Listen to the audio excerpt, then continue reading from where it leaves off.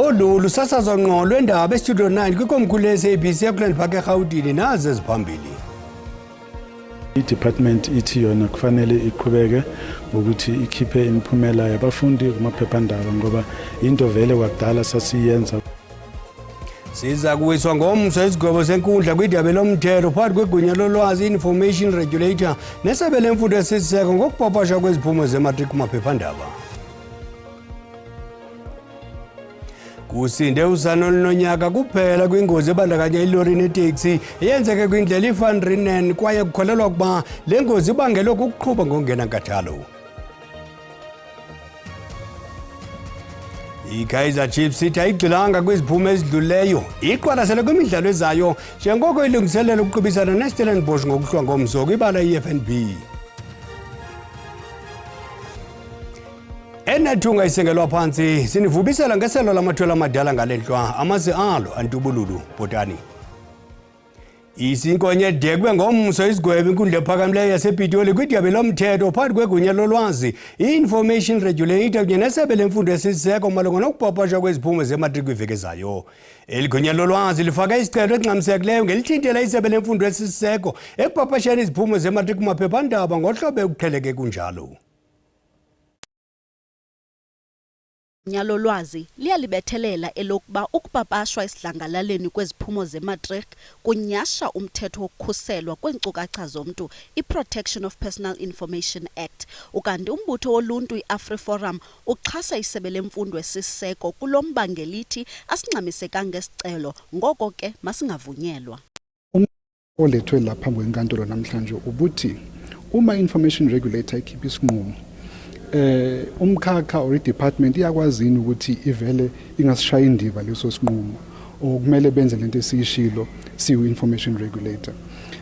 Lento isuka ekutheni sasikade sithe ku information regulator abangawakhiphi imiphumela eka-matric ka-2024 until sebenze show ukuthi bayakwazi ukuthi basebenzisane nemigomo onke ama-provisions akuphophiya. I-department ithi yona kufanele iqhubeke ukuthi ikhiphe imiphumela yabafundi kumaphephandaba ngoba into vele kwakudala sasiyenza kuneminyaka nje eminingi kakhulu uhlanga ngale ko-40 siyenza lento kodwa lento i-information regulator eyishoyo namhlanje ukuthi kufanele sime kulonyaka ka-2024 ama-results ka-2024 asizwisisi ngoba kuthiwa i-agent kodwa sithi i-agent kanjani ngoba ngo-2022 yenzekile ngo-2023 yenzeka futhi abashongo lutho. Kulindeleke ukuba uJaji Ronel Talmay asiwise ngomso isigwebo sakhe.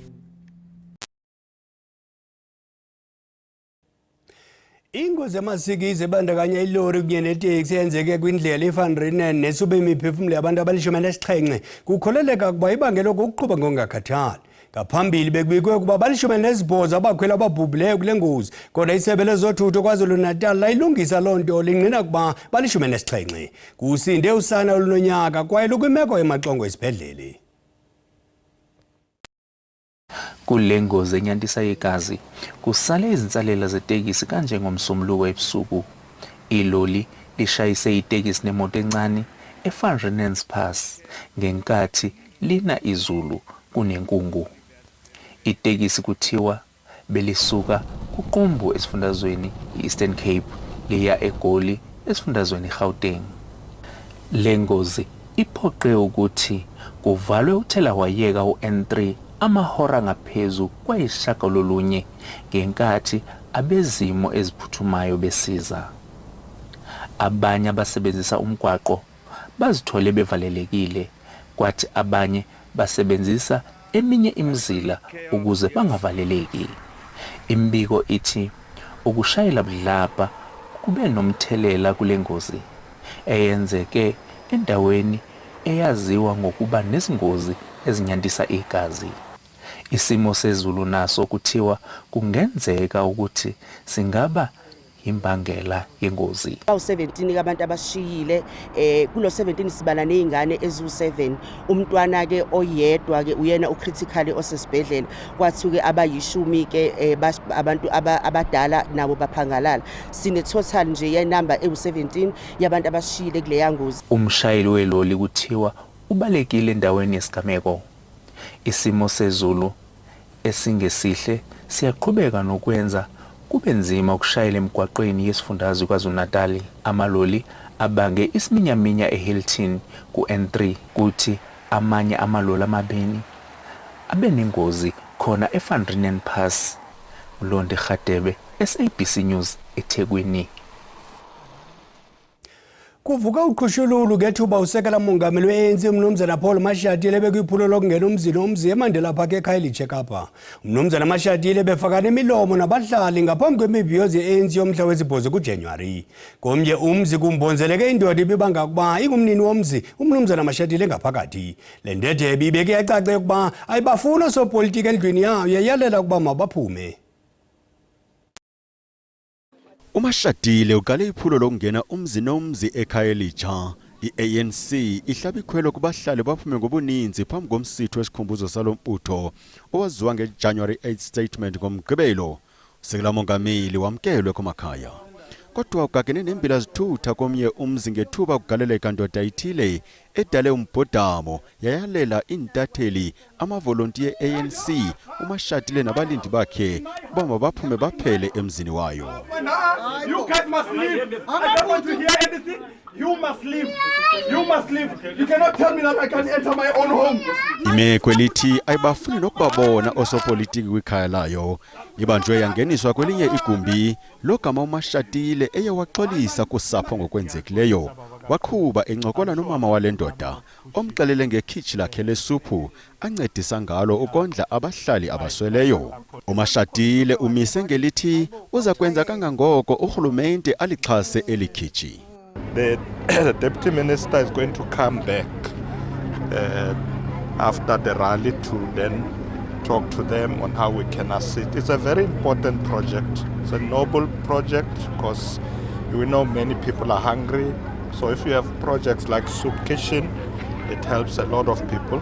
Umnumzana Mashatile uqhube wathi ziza kulandelelwa intsapho abazityeleleyo. We document everything.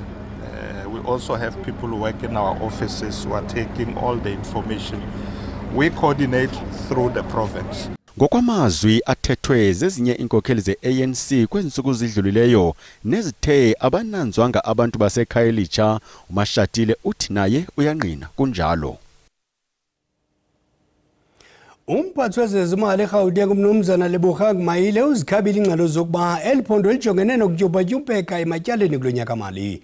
Uqhube wathi kusekho i-53 billion rand yokuba isetyenziswe de kuphele inyanga kaMatshi kulonyaka. Ebethetha kwinkomfa nonondaba namhlanje ephendula ingxelo zokuba zingasekethukeni ezezimali eGauteng. Umphathiswa wezezimali eGauteng uLebogang Mayile unikeze isiqinisekiso sokuba imo yezezimali yeliphondo isesimeni esilungileyo. Uthi urhulumente waseGauteng uchithe umyinge ka-68% kuhlahlo lwabiwo-mali olulungiselelweyo, washiya i-53.9 billion rand ekhoyo kulo nyaka mali de kube sekupheleni kweyokwindla ukutsho uMatshi walo nyaka ka-2025. The end of November 2024, overall expenditure for Gauteng provincial government stood at 115.238 billion, or 68% of the adjusted budget of 169.213 billion, leaving an amount of 53.9 billion available to be spent until end of March 2025. Alo Mayile ukwagxininise ngelithi amatyala kumasango ahlawulelwayo wezithuthi aza kuyichaphazela ngokumandla ingxowa-mali yephondo, kodwa weleke ngelithi iinguqu ziyaqhuba ukukhawulelana nezinyanzeliso zenkcitha-mali ngoko.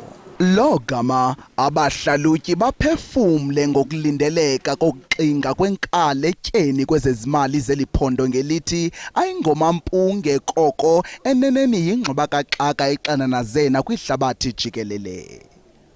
I think the noise and the alarm bells didn't come from nowhere. They came from what he said before, stating that because of the issues with the health department, there is a possibility that things can go the other way. But anyway, we know that it's not only the province that has got challenges with finances. Even the national government is struggling. And it's not only our national government, it's a global issue.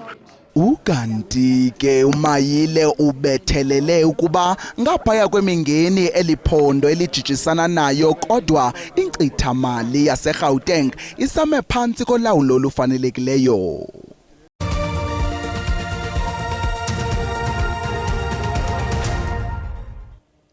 Sihlabele mgamane ndaba zethu njengoko zivulwa izikolo kwiveke ezayo ukhuseleko lwabafundi lusaxhalabisa. Inkcukacha manani zekota yesibini kunyaka mali 2024-2025 ezipapashwa ngoNovemba unyaka ophela ezibonisa iziganeko ezingangekhulu nesithandathu ubuncinane ezenzeka kumaziko emfundo kweli jikelele.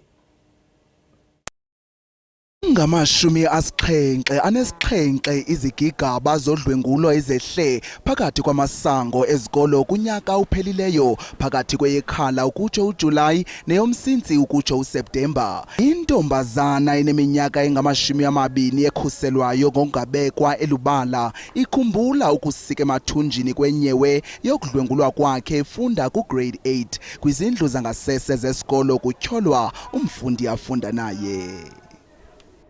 I would be afraid of everyone. So I would be afraid to go to the bathroom alone or just to be around boys at school. And how it affected my schooling towards my books, I couldn't concentrate in class. Ke onganyelwe yidyudyu nokuxinaniseka ilemeko emaxongo nomfundi waseTshwane uthi waba inkukhu esikwe umlomo ngesisiganeko de ekuhambeni kweminyaka sabuya ngokuthi gqolo nokumxhokonxa nokumenzela uxinizelelo. Lo gama imibutho ephantsi phezulu nokukhusela umlisela nomthinjana ivakalisa ngelithi udlwengulo ezikolweni nokukhulelwa kwabasakhulayo lisikize elingamelanga kuqheleka njengento encinane. Kananjalo ngokweenkcukacha manani zekota yesibini zonyaka-mali ka-2024-2025 ziziganeko ezili-16 ezehle kwizikolo zaseGauteng. Kunjalo nje isebe lezemfundo lithi lingqingqwa ngokumandla kwimo yalo yobutshaba nolwaphulo-mthetho loxhatshazo ngokwezesondo nobundlobongela ezikolweni. Educators or our employees who were alleged to have assaulted our children, be it sexually or physically. So we don't mince our weight on that one. Ukanti ke nanjengoko kubalwa iintsuku kuba abafundi basingise ezikolweni kwakhona uthotho lwemibutho luhlaba ikhwelo lokuba abezesipolisa nesebe lezemfundo baqinisekise ukuba abafundi bakhuselekile yaye izigilamkhuba zigagana nobunganga bengalo yomthetho. Iqela logqirha abangaphangeliyo eMpuma Koloni limemelela kurhulumente wephondo azame ezinye iindlela zokufumana imali ukuze kuqeshwe oogqirha abangaphangeliyo kwicandelo likarhulumente. Abagqirha babambe imigushuzo ngaphandle kweofisi zenkulu baphathisa ukuqala izolo. Bathi urhulumente akazizalisekisi izithembiso zakhe. Abagqirha bamemelela ungenelelo olungxamisekileyo kwimeko abazibhaqa bekuyo. Bathi bayamkeli ingxelo yokuba kukho mali kodwa inkonzo zabo ziyadingeka. Banethemba ukuba inkulu baphathiswa yephondo uOscar Mabuyane uza kungenelela kule nyewe. If uhealth uthi akanamali, utreasury unaso isipaji utreasury. Utreasury makakhangela uba angenza njani. Department of Public Works uyabona into yobana okay le program ingama mabadivert funds zikhona ezinye i-departments within i-Eastern Cape makudivert funds from those departments because this is a crisis. We cannot run away into yobana thina we deal with people's lives as dealing nezinto nje mhlawumbe sidila namaphepha or whatever. We deal with people's lives. Ukanti bakwathi iyabadanathekisa le meko. Zethu basilapha instead sibe sisezibhedlele sinceda abantu aba badinga uncedo kodwa thina silapha silinde sizama ucela urhulumente uba asiphe imisebenzi after sifunde ixesha elingaka and siyazibona ezibhedlele uba bayashota oogqirha omakhulu notamkhulu bahlala phaya ezibhedlele bafollow kwii-queues ezinde. That time nabo gqirha bahleli apha nabagqirha basezibhedlele baphangelayo basebenza ii-hours ezingekho normal bayadinwa. Senjalo urhulumente wephondo uye wazibophelele kuuphenduleni lo mba kungekudala. Abongile Yankis, kwiindaba ze-SABC eBhisho. Iqela le-EFF liza kusikisa enkundleni yamatyala ngelokufuna ubulungisa ngokuphathelene noMnumzana Jacob Zuma. Ukusemva kokuba unothimba wenkundla waphansi ukunika uMnumzana Zuma impepha zenkundla izihlandlo ezininzi. Eli qela lityhole uMnumzana Zuma ngokuphepha ukuphunyezwa komyalelo wenkundla. Fighters, all the cases we won against Jacob Zuma, he never paid the legal fees. Zuma is owing us the legal fees. We've got an order that he must pay us our money because we're defeating him in court. Now he has not complied with that order of paying our money. We just instructed our lawyer to go and attack Nkandla so that the man pays back. Ngokomyalelo, isheriff yenkundla ayikwazanga ukufaka izinto ezibambekayo zalo wayesakuba ngumongameli weli uJacob Zuma. EFF ithi uZuma uye waphepha usheriff izihlandlo ezintathu rhoqo xa kusenziwa inzame zokuba anikwe ezimpepha. Ngoku eliqela lithi alinandlela yimbi ngaphandle kokudlulisela lomba phezulu. As the EFF, we think it's unfortunate that Mr. Jacob Zuma is avoiding the sheriff of the court who wants to serve him with the papers necessary to attach the assets for the money that is owed to the legal representatives of the EFF themselves. And he has been attempted to be served on 3 occasions and has been claiming to not be home. Ngethuba iqela lomkhonto wesizwe belicelwa ukuba liphefumle ngale meko kumsitho wabo obuseRhawutini kunyaka opheleyo. Ilungu eliphakamileyo lalombutho Advocate Dalimpofu uphendule wenjeje. Well, the law will take its course. We are a party that is law abiding. We have said in all our statements that the Umkhonto wesizwe of 1961 used the bullet. Ours is to use the ballot. So they must bring it on. Kusenjalo, iJacob Zuma Foundation ithi ayizukunyanzelwa ukuba iphawule kulomba. Imvumi nomdlali weqonga eMzantsi Afrika uWinnie Khumalo ulishiyile eli eneminyaka engama-50 ubudala emva kwengulo emfutshane. uKhumalo bengumuntu okahlutshwe impilo amaxesha amaninzi kangangokuba ebekhe ahlutshwe sisifo seswekile kunye nesifuba. It is expected that we are devastated.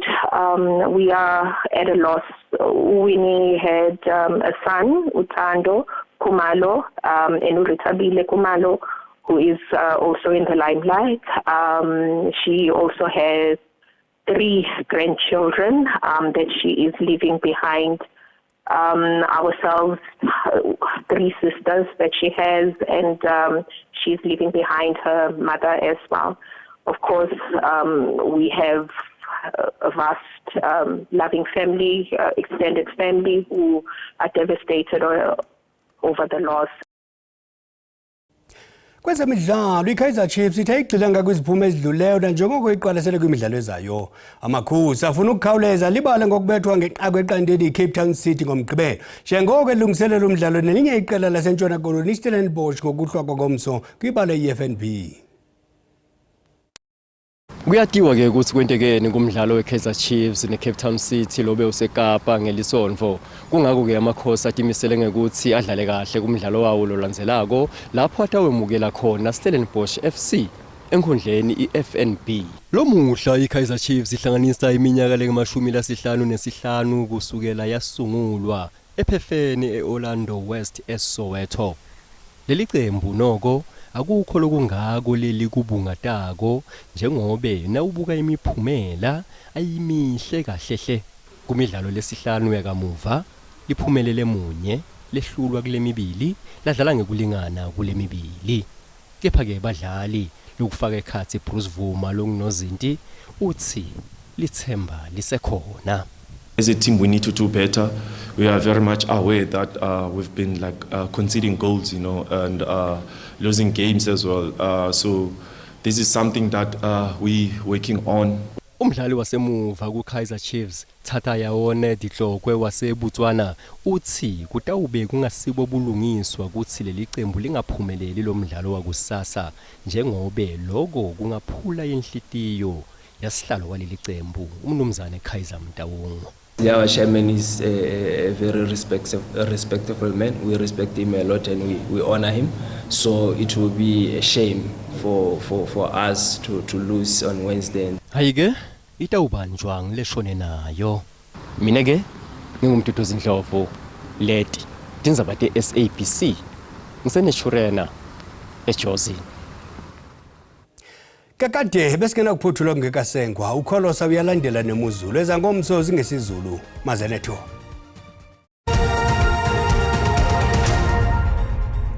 Mawahlangana amafuli ivuma igcamakho basembo ndivumele nto kunonkanyezi nirhabulise iqikelelo lwemozulu yangokuhlwanje xa sijonga ke imvula nomoya ngokuhlambukeli kuyaphaleka into yokubana noko lithe lathi rhwelele ngamafu phako Upington naphako Kapa lodumo kanti ke nguchaphaza wemvula ndawo ezikompuma koloni ziqhubeke ke zenje njalo zixananazile phako mazweni ibe ngamathuba amahle kakhulu ke pha kwandonga ziyaduma zayo 30% ziqhubeke zenje njalo ke mbukeli sichaphazela kwindawo ezikumazantsi phako Polokwane kana njalo mbukeli ngomso kuyaphaleka into yokubana sivuka ngenje iqukuqa sivuka kaloku ngezibhaxu zenkungu ezawuqhinela koGqeberha zitshone mbukeli ziqonde ngqoko mazweni naphaka lokhu koPitoli koPolokwane into ethi ke uba uyaqhuba qiniseka into yokubana uqhuba ngononophelo uSouth African Weather Service ukhuphe isilumkiso ngokuhlambukeli uba kaloku singalindela imvula ezingamandla eziqananazile kwindawo ezikumandla phako Thekwini ziqhubeke zenje njalo phakwaNdonga ziyaduma nendudumo ke ezimandla sizilindele phako Polokwane zenje njalo nangomso ziqhubeke ke